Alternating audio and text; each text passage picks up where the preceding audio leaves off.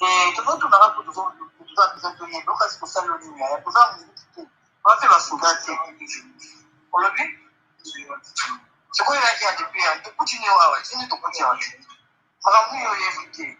On l'a vu pour y aller depuis la 14 heures, mon ils vont lutter. À zone IPT, na temps, on va finir, c'est ça. Voilà. Bon, on a zala qui peut être sentinelle. Je vais vous dire qu'il y a une bonne chose pour lui. Aujourd'hui, on a jamais eu la couture. À quoi pour un moyen de faire ça? Tout le monde a dit que nous avons dit que nous avons fait des choses. Nous avons fait des choses. Nous avons fait des choses. Madame, il y a je vous ai comme vous êtes. Et on nous gagne, maman, nous voulons donc nous moniter de continuer. Je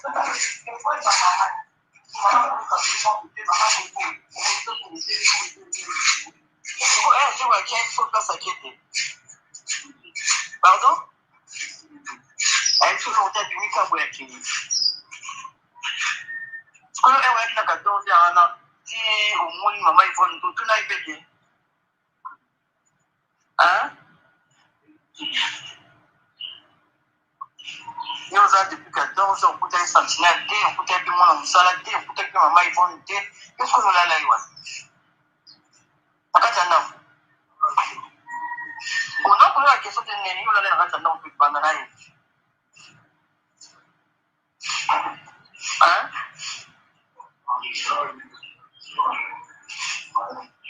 Pardon?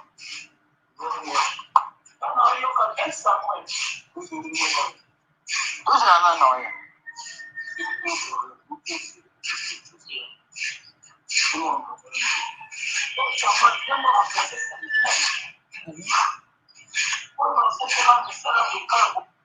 Et puis mon temps, bonjour. Bon, on a une préoccupation là. Sinon, l'objet de ce moment qui n'a rien, problème n'a pas bon, un docteur a un repos médical et c'est qui est nécessaire pour nous. Maintenant, c'est comme si l'hôpital a mis compte à sécurité qui est nanda.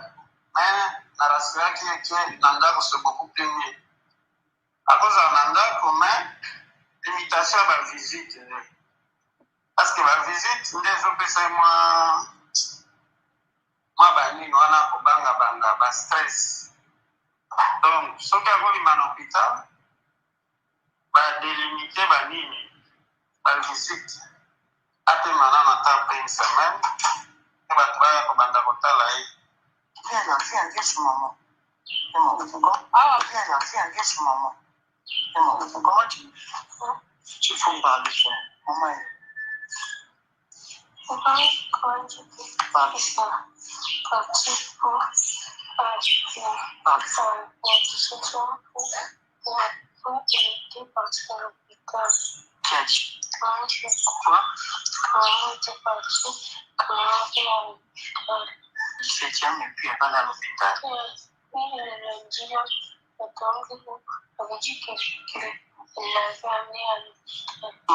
maman n'est pas à la maison.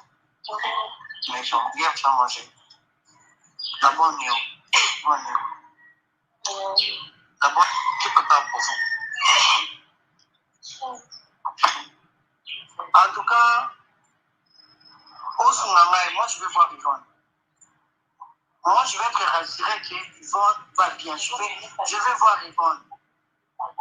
Je vais voir Yvonne pour me rassurer qu'Yvonne va bien. Si je peux voir Yvonne. Parce que maintenant, moi je parle avec les enfants. Adja, ça m'a dit, j'étais là avant-hier à 5h du matin. Adja, ça m'a dit, maman est partie depuis le samedi. Aujourd'hui, j'ai parlé avec Victor. Victor a dit, maman n'est pas à la maison depuis mardi. Moi, je vais voir Yvonne, papa Kamba, il dit, ça va, papa. Nana Kinyate. On a un problème dans la tête. On a un problème dans la tête. Yvonne, et on peut bien. Yvonne, a un problème. Alors, nous avons un problème. Nous avons entraîné un foule derrière moi pour mon Yvonne. Dans mon aïe, personnellement, moi, je vais voir Yvonne, c'est le papa Kamba. On a dit, moi, parce que la maison n'est pas là. Moi, je suis chez toi dehors. C'est depuis 5 heures que je suis sur la maison. Dieu voisin en Dakouta. Dieu n'est pas à la maison. Tu n'as la zappe de société. Chez les moutazans en Dakouta, il n'y en a pas, papa. Yvonne n'est pas à la maison. C'est dit, la moitié de filles en Ouekati. Quand vous dites qu'il y a donc évolué bien, papa, na wuti pas maman Yvonne. Bana balobi bamoni maman na bango te bashiro nyonso. Diego dit qu'il y a un repos, docteur a pexé téléphone, tout ça. Il lobi bosolo a donc évolué bien. Alors chez elle à la maison, elle n'est pas là. Et quand on parle avec Diego, Diego nous dit toujours que Azate Abimi. Azate Abimi. Abongisi téléphone. Et mon téléphone, ils ont un problème. Je suis avec Acha, Pascaline, tout là, je suis dans ma camarade d'Yvonne. Alors parce que nous, on doit s'inquiéter pour la mouline à la mission. La prière à Zoyati. Quand la Yvonne ne peut pas manquer, elle ne vient pas à la prière. Quand la bazar nous fait la maman, on te va vite depuis mardi. Elle n'est pas à la maison. J'ai quoi la radio, Azana, Azobima. Vous nous dites que Azana, Azo pour évoluer bien, qu'il faut se faire. Bon. Nous sommes tenus à la situation telle qu'elle s'est passée. On ne peut pas rester là devant des cas pour croiser ma peau pour nous à la terre. Donc nous on ne comprend plus rien. C'était ça, papa de ces nouvelles. Avec mon maman à ma mouti. Nanda coupé à Zate. Où tu peux l'acheter pour Zate, sentinelle à Zate, bonne paix à Zate. Voilà, parce que dans ce monde bizarre, pas dans les pieds de papa nanga. Pour les gens qui me disent ma maman de tout le monde. Bana âge wana kotika bango avec un garçon au nga na moni wana. Les enfants Adasa, bana na baza miki papa, les enfants ne sont pas protégés. Côté le cas quand monimo est disponible, donc de bonheur mon foyer a s'occuper la bana. Bana baza abandonné par moi kaka boye papa. Donc mais la dernière fois que je parlais avec vous, vous m'aurez dit qu'elle était à l'hôpital, mais ça va s'abîmer à Zakaranari. Mais là, on a été à l'hôpital, c'est là que je vais comprendre aussi. La bébé a maladie, normalement, elle va dire ma fièvre, elle a fièvre, raison qui tâtait. Quand on fait raison qui tâtait, il est vraiment malaise à l'hôpital. On avait l'espoir qu'ils ont un traitement simple. Après le traitement, il y a une tassion, mati.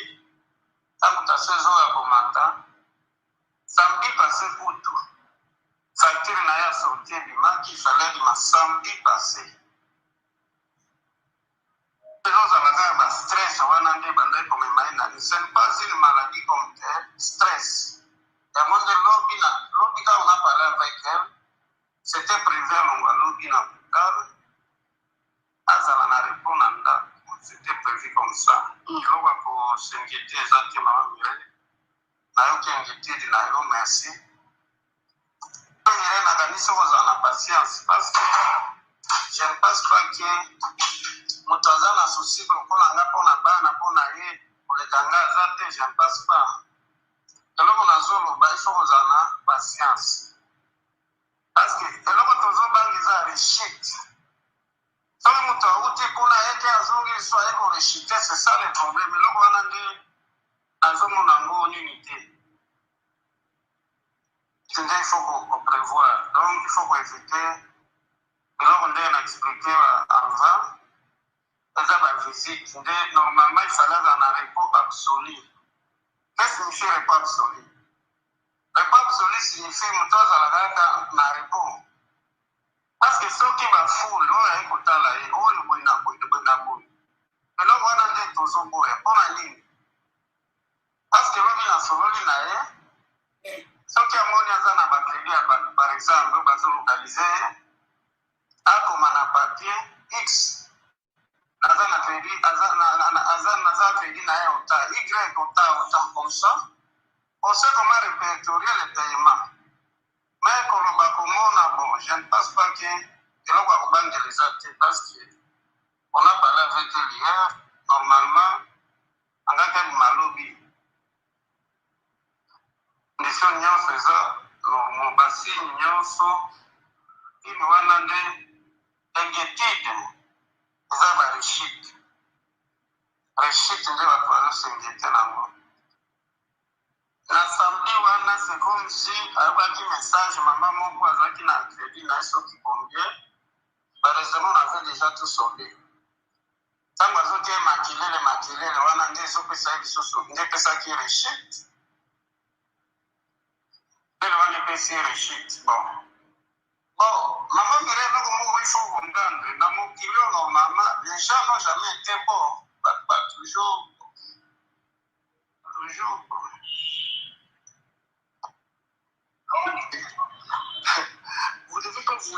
à dire merci et je vis. C'est pas comme ça, vous devez agir. L'État qui est un bon père de famille. Votre responsabilité, c'est de protéger les enfants et ta femme. Hein? Maintenant, vous voulez nous dire comme ça, on a besoin de votre appui. Aidez la police à découvrir là où se trouve votre épouse. Si bien qu'on ne dit pas, on comprend que c'est un cabal, c'est un complot, c'est un quoi? Je ne sais pas. Je vous parle en tant que père. J'ai une femme à la maison, j'ai des enfants. S'il vous plaît. Allez. Vous ne devez pas vous limiter à dire merci et je vis. C'est pas comme ça, vous devez agir. L'État qui est un bon père de famille. Votre responsabilité, c'est de protéger les enfants et ta femme. Hein? Maintenant, vous voulez nous dire comme ça, on a besoin de votre appui. Aidez la police à découvrir là où se trouve votre épouse. Si bien qu'on ne dit pas, on comprend que c'est un cabal, c'est un complot, c'est un quoi? Je ne sais pas. Je vous parle en tant que père. J'ai une femme à la maison, j'ai des enfants. S'il vous plaît.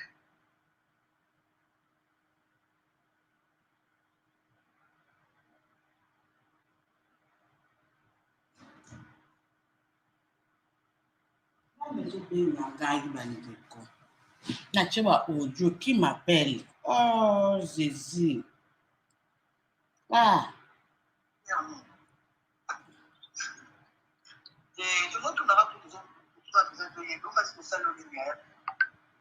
Ah.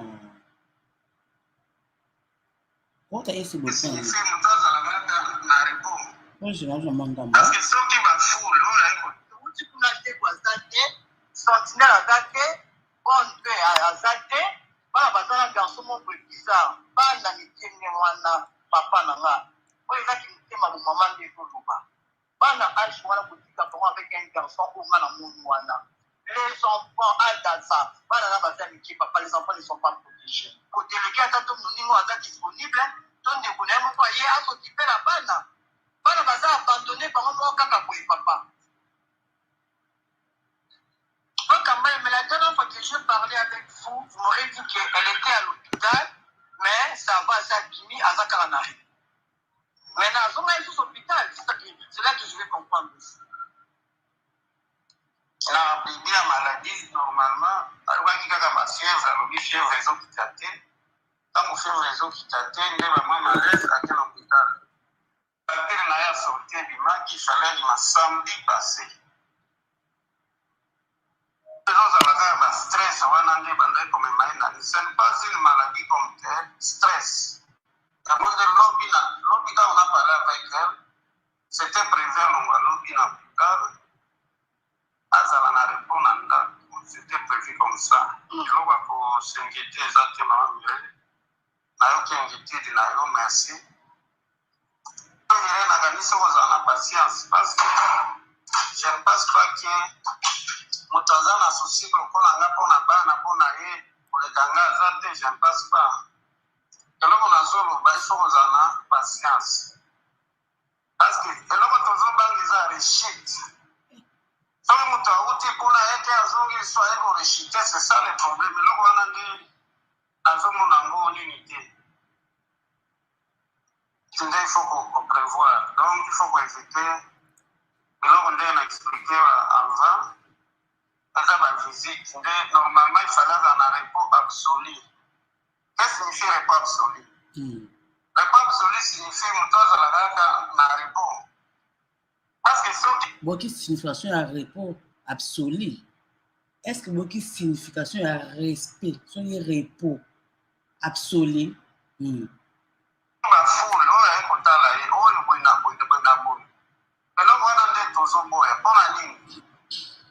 Parce que l'on a soroli na ye, soki amoni aza na bakrédit par exemple bazo localisé akoma na papier X aza na crédit aza crédit na ye autant Y autant comme ça on sait comment répertorier le paiement mais koloba komona bon je ne pense pas que eloko akobangeleza te parce que on a parlé avec elle hier normalement angaki malobi mission nyonso eza basigne nyonso ini wana nde inquiétude eza barechite rechite nde bato bazosengete nango L'assemblée wana c'est comme si ayokaki message maman moko azalaki na crédit na soki combien heureusement on avait déjà tout sauvé ntango azotia makelele wana nde ezopesa ye lisusu nde epesaki rechite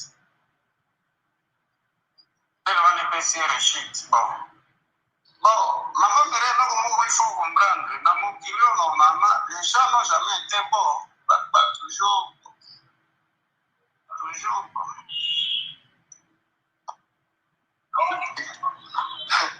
vous ne devez pas vous limiter à dire merci, je vis, c'est pas comme ça, vous devez agir. Étant qu'un bon père de famille, votre responsabilité c'est de protéger les enfants et ta femme. Hein? Maintenant vous vous limitez comme ça, on a besoin de votre appui. Aidez la police à découvrir là où se trouve votre épouse. Si Dieu ne dit pas, on comprend que c'est un cabane, c'est un complot, c'est un quoi. Je ne sais pas. Je vous parle en tant que père. J'ai une femme à la maison, j'ai des enfants. S'il vous plaît.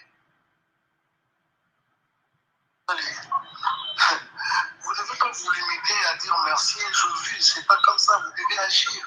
Étant qu'un bon père de famille, votre responsabilité c'est de protéger les enfants et ta femme. Hein? Maintenant, vous vous limitez comme ça, on a besoin de votre appui. Aidez la police à découvrir là où se trouve votre épouse. Si Dieu ne dit pas, on comprend que c'est un cabane, c'est un complot, c'est un quoi. Je ne sais pas. Je vous parle en tant que père. J'ai une femme à la maison, j'ai des enfants. S'il vous plaît.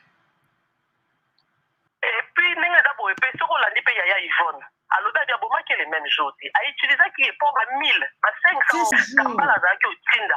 Azaki, Tinda, pour moi, c'est d'ailleurs de l'Oba. Au monde. Azaki, c'est quoi? Atiende Mbeli, Atiende plutôt, bon, je ne sais pas ce qui Mbeli, ou bien, oui, Nani, arme, quoi. Il n'y a que non l'Oba. Bon, l'Oba n'a pas Azaki sans défense. Aoloba loba na mitana azosenga bio ba pardon botika en vie autala ka game so na lobby ba otika nga en vie le souri na bango ezaki ba lukaka ki asuki sa vie na quoi donc oui ezaki ne mona muta sauver pena bana wana ya wana la vie il faut uzana maninga malamu omoni kama hivyo que non elinga sura ki Yvonne a limwa atika ndako bakima la bana na ndenge mona mobala alinga suki sa histoire Yvonne on est en biso obino boyebi mandana na sima tant biso Yvonne a porté disparu na ba mur na biso on a fait na pas qui déjà vie de recherche que moninga na biso ba l'évacuer à domicile ngaruto na ngana zaki mingi na kondima pour moi na mo ba ote ko lever ba lever na ndako na biasika omona pona kisana commencer ma lever ba comme so ki bo so na tazangulu so ki wapi en tout cas ceci dans les acquis na milo belenga on dit Yvonne dans monde tant siko toujours mon ba jour et so king Yvonne azo mona na ti et puis tant de yolande la pena bien babi on va lever ki na ndako na talinga bi na ri moninga langa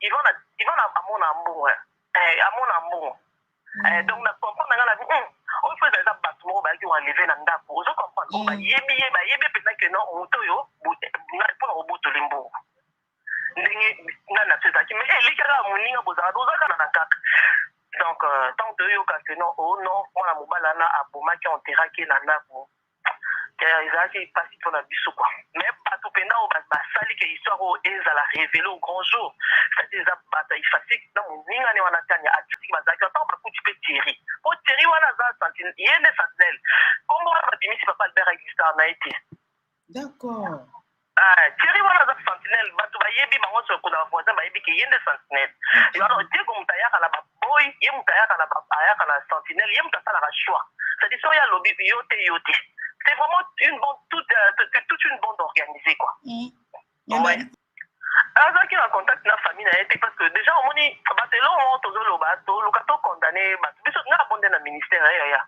makambo obo ya famille eza yo moko mpo biso tobotani mpe na bandeko biso toyose mate oyo Yvonne ando yoka yango nga mpe na yoka yango mpe libota nanga leki nanga mpe azawa biso mpe toboya bafamille mpe ngapi na yoka mama na pa yoka tine na ministère moto nyonso aleka ata passage ata alanda ata délivrance ata ya koleka ezaka moto soki yo mo olingi na famille na yo te se kolingi no mpe famille na yo te olingi yo famille na yo te mpo famille toboyi te babotani bamama différente toboyi te mwa peut-être baza na makambo na bango akatikati ebele ou peut-être bakozanda mais mama nalobi ata na famille ya mobali okozwa ata moto moko bote otia na ndako bobi yaela ngai ke Yvonne ovoyagaka un mois mama biso tozawa kuna bapunga mpona bandosala bana natika bana ngai mpa moto moko boye naza na confiance na jamais eloko mpena Yvonne et ça ne peut que non, à côté dans les Cambouisa que non, bah, aux gens ont étudié que ça vraiment négligent.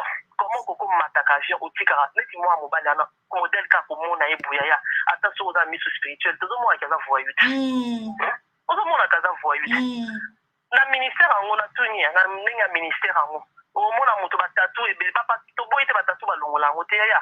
Babilo muso tout temps aux aba représentation tout temps aux ala okaka ya on de sala ki ba identité à moto. Comment la moi mon banana forcé de. Excuse-moi pour le retard, hein. Je suis tellement fourré au moulin que je n'ai même pas le temps pour écrire sur WhatsApp. Au fait, elle revenait de Dubaï. Arrivée chez elle, elle a constaté que quelques-uns de ses biens avaient disparu. On avait cassé le véhicule, la pare-brise de son véhicule, on a cassé, on a retiré la batterie, la radio et la porte de la chambre a été forcée, comme si quelqu'un était entré par effraction dans la chambre. L'armoire où elle gardait ses documents était ouverte. Elle a constaté la perte de tous les documents parcellaires, parce que c'était sa maison. Alors, ça l'a rendue un peu folle. Les seules personnes qui restaient à la maison étaient ses 3 enfants. Hey. Le chauffeur, au fait, ils ont fait confiance à un monsieur-là comme chauffeur, c'est lui qui s'occupait de la maison à leur absence, parce que le mari fait ses affaires à Dubaï et elle-même aussi fait ses navettes à Dubaï. Alors, quand ils partent comme ça, ils laissent la maison à un monsieur-là et le chauffeur, celui qui s'occupe des courses de la maison, déposer les enfants à l'école, les achats, tout. Et la bonne vient le matin et rentre le soir. Alors, après avoir constaté tous ces dégâts, elle a posé la question à la bonne dit qu'elle ne sait rien et le chauffeur dit que lui non plus ne sait rien. Mais comment toi tu ne sais rien? C'est toi qui es le responsable de la maison, tu ne sais rien comment? Il y a eu échange, accrochage en fait entre elle et le chauffeur. Et après ça, elle a fait un message, une note vocale à sa copine pour lui expliquer le problème. C'est après cette note vocale que sa copine, le lendemain, je pense, est arrivée chez elle. Elle ne l'a pas trouvée. On lui dit qu'elle était sortie le matin. Sortie le matin, mais son numéro ne passe pas comme. Oh, elle était sortie le matin. Qui répond? C'est le chauffeur. Oh, elle était sortie le matin, elle sort le matin et elle rentre le soir. Le lendemain, la même chose. Et il y avait d'autres amis qui étaient passés. Le chauffeur dit que elle est malade, elle avait perdu des histoires lors de son arrivée à Kinshasa et ça l'a traumatisée. Elle est à l'hôpital. Quel hôpital? Ce n'était pas vraiment clair sa réponse. Ok. Une semaine après, les amis ont trouvé que ce n'était pas normal. Elles ont dû quand même informer la famille, non? Elles ont appelé Charlotte. Et Charlotte a appelé Hélène. Et elle m'a aussi appelé. C'était le samedi. Moi, je n'avais pas le temps. Les deux, c'est-à-dire Hélène et Charlotte, sont descendus sur terrain chez elle, chez Yvonne. Et elles ont trouvé la bonne, les 3 enfants, mais le chauffeur n'était pas là. Et 2 autres garçons qui avaient l'air d'être des voyous, en fait, avec des cheveux rasta, tout ça. On pose la question, où est Yvonne? Oui, Yvonne est à l'hôpital. La bonne dit, moi j'arrive chaque matin, je ne la trouve pas, on me dit qu'elle est à l'hôpital, je ne sais pas, j'essaie de l'appeler, ça ne passe pas. Mais c'est Diego, c'est-à-dire le chauffeur qui connaît bien cette affaire. Donc, moi je n'ai aucune information trop sûre à vous donner. Et elles ont posé la question aux 2 autres garçons. Et vous faites quoi ici? Oh, nous sommes les amis du chauffeur, les amis de Diego. Ah, vous restez ici? Oh, oui, nous restons ici avec les enfants. Oui, avec les enfants. Mais vous n'avez pas vu Yvonne? Oh, Yvonne était sortie, on ne sait pas où elle est. Ça fait déjà 1 semaine. Plus d'1 semaine d'ailleurs. Et Charlotte et Hélène ont appelé la police. La police est arrivée, on a mis la main sur ces deux voyous-là. Au même moment, il y avait un taxi qui est arrivé à la maison chez Yvonne là, qui a klaxonné. Et on arrive devant le porteur, on voit un taximan qui dit que c'est Diego, c'est-à-dire le chauffeur de Yvonne, qui l'a envoyé pour prendre les enfants et aller les promener. Ah, mais comment leur maman est introuvable? Il se permet d'envoyer encore un autre chauffeur pour venir chercher. Il se permet d'envoyer un chauffeur pour venir chercher les enfants et pour la promenade. C'est pas normal. On a mis la main sur le chauffeur et les deux autres voyous là. On les a amenés à Delvaux, la police de Delvaux, Lambata. Questionné, et le chauffeur a avoué, et en fait, il a dû montrer là où était Diego. Les policiers ont pris la Jeep, ils sont allés chercher Diego à l'UPEL en face de l'université là. On l'a arrêté, on l'a amené là-bas. On a commencé à le torturer. Où est Madame Yvonne? Je ne sais pas, elle était sortie seulement comme ça, je ne sais pas. Mais toi, tu as dit à ses amis, à sa famille qu'elle est à l'hôpital. Quel hôpital? Oh, moi, je ne sais pas, elle était sortie comme ça, elle m'avait dit à l'hôpital. Ah. On a confisqué, bon, on a retrouvé dans ses poches le téléphone, une somme d'argent, $480, et plus 3 téléphones, je pense. Les policiers ont essayé de fouiller dans le téléphone. Ils ont quand même pu avoir quelques preuves, entre autres la communication de ce chauffeur avec quelques commissionnaires en leur disant qu'il a une parcelle, qu'il est en train de vendre, il a les documents, il peut même envoyer des photos, des documents parcellaires. C'est la maison de sa femme, c'est lui qui gère, tout ça. Et arrivé dimanche, nous avons trouvé que là où il était gardé, c'est-à-dire à Delvaux, n'était pas un service spécialisé. On a préféré l'envoyer à la police criminelle sur 24.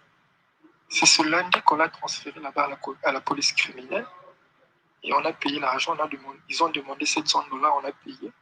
Alors ils sont en train de mener les enquêtes en le torturant et on nous a demandé de rester calme. On va nous donner la réponse au courant de la semaine. C'est ce qu'on est en train d'attendre. Voilà, en fait, en bref, le résumé de ce qui s'est passé. Merci.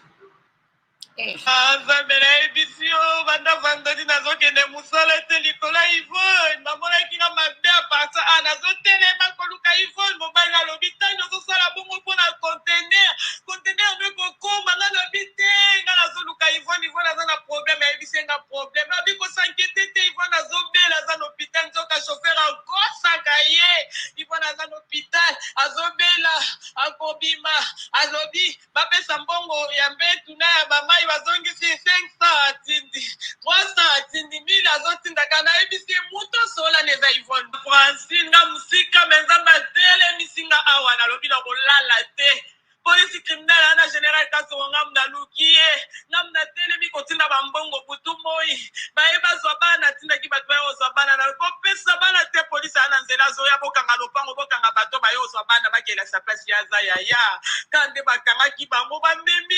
Yvonne te wana nga nzambe nalembi nakoma kaka koloba na polisi ya Congo Air nyonso bavosi na ngai yango wana balukeli Yvonne bavosi na ngai yango wana bandi kolandela batrace nyonso baye kolakisa deko wana babiyoka bavosi atindelaki tania oyoki makambo alobaki ntango nayokaki bavosi na telefone yango wana etindi so toboma ayebi deyake toyibi buka lopango mama kisasa bato aza te yaya Yvonne mama bakamaradi ngai oyo natelemaki na Londres mama nga natelemaki nabengi bakamaradi na ye na ishasa kasi bakamaradi nde te nalobi na Pascaline na Mireille nalobi bokende koluka tosambela na bango mpe na komba bokepa Yvonne nazobenga Yvonne nazwaka ye te babengi chauffeur alobi abungisa téléphone. Nalobi non non parce que les lobo kende. Baké kuna sentinelle na boy bakota. Mais pourtant mon bango mireille na kuta vanda na ba pe mo ka voyage chaka.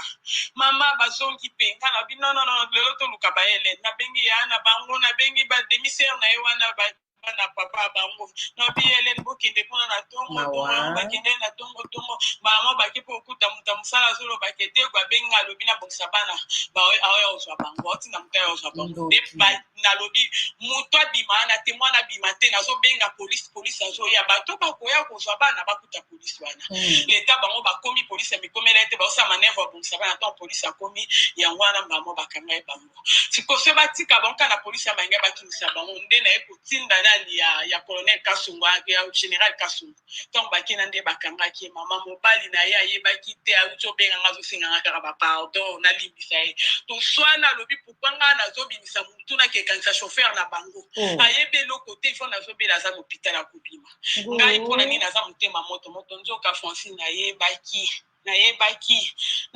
mobali ayebaki na ye taza na confiance ya mutu basane 5 ayaya ivanaki mawa bandeko omosa makila makasi sola na Diego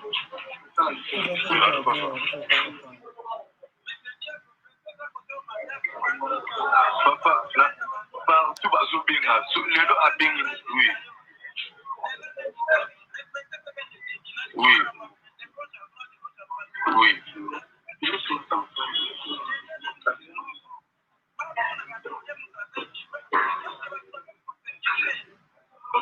papa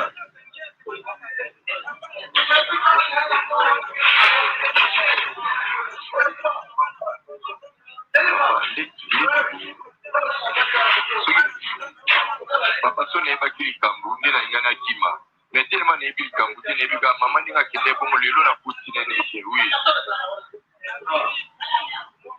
leti boye ya papa leti boye te place azalaki place abenganga na abengi te lelo aza na ye te naye te place bakozala na moninga mpo abaki akobenga ngai mpo alobaki akobenga ngai oui mpo alobaki akobenga nga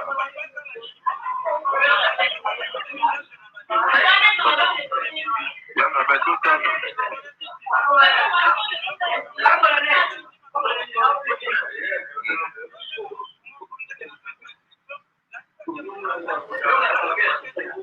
papa siko place lelo abengi te oui papa naza yobi makena moto moko die balingi te oyo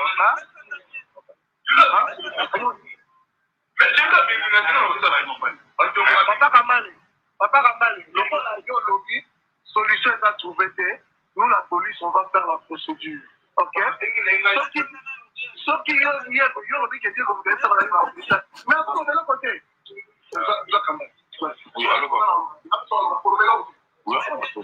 oui papa oui papa nayebisi bango boye abengi ngai te lelo neti lelo abengi ngai te soki lelo abengaki ngai papa so tosolo neti bekuna aza na ye te nazoyeba te place aza papa namoni temneso likambo oloba te po abengi ngai te ape nabengi telefone eleki te sikoyo na miniti nazoyeba te na olandela ye wa neti boye abengi ngai no eloko moko te Allô, papa Kamale. Allô? Papa Kamale, nalobi boye. Nalobi boye. Yo sole na monsto azali na hôpital, non? Quand monsto azali na hôpital, nani information que monsto azali na hôpital? Nani kati yo kaka tu papa na yimi na. Osole na ye moko mais Dieu quoi qu'il n'a kuna, n'est-ce pas? Hein? Dieu quoi qu'il n'a kuna. Mais ko hôpital ngo ya lobaki bazali, bake koluka partout totango na hôpital mwasi na yo azaki. Batu balakisi ke monsto azata na hôpital déjà pas na bazolela. Babi papa on va donner bango ke voyage na maman susu a mona na te. Bana bazala sécurité. Hein? Siko yo lobi ke Dieu quoi, Dieu va niveau na service de la santé, soki yo sola ki na ye. Ye moko mwasi na ye saoni. Hein? Hey, papa, zala mobali nga nayebi eza polisi nga nayebisaki yo ke azobima lelo eza mwasi na yo so diego osolani na mwasi na diego mpe diego alinga ozwa banga epoke eleka kuna siko hopital yango eza wapi kaka papa kopesa diego te diego nazongi na kasho parce que azowangana aotala biso mosala ya bien te parce que toza na bakonzi ebele omona ye selongo moko papa na ye selongo moko ekomi so ville ya kinshasa polise mobimba sikoyo eyebi bakonzi basangani na likambo oyo bazomona ke complicité ekoti entre yo na diego mpo yo oyebi ke diego ayebisaki oke aza na hôpital oyo aobima lelo na diego azobima te siko eza nini yebisa biso bakonzi na teme libre bakonzi baoyoka loba papa diego azoloba eloko te omoni ozosoliza meme bakonzi ebele baza ya ville ya kinshasa balingi bayeba verité diego na yo oyo akosibir etoza mpona te yo yebisa biso na bao qu'est-ce qu'il y a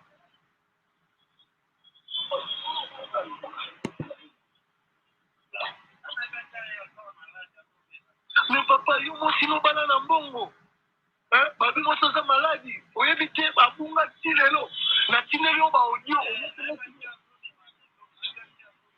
supo nda nayebisaki bakozobima lelo ye moko to diego mais diego akende esika azalaka no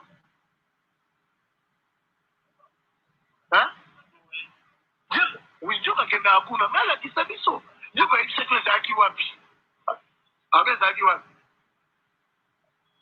hôpital nini bayebisaki yo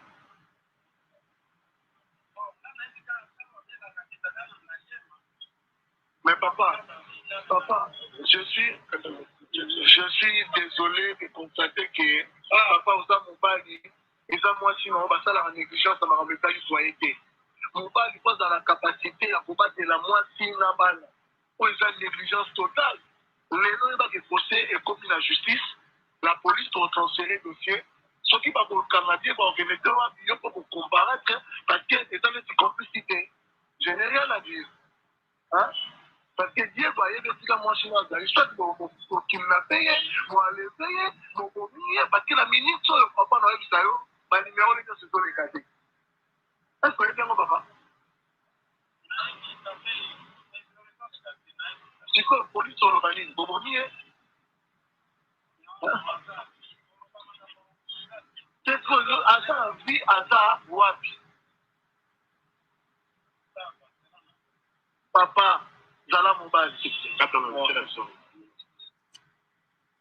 Hey.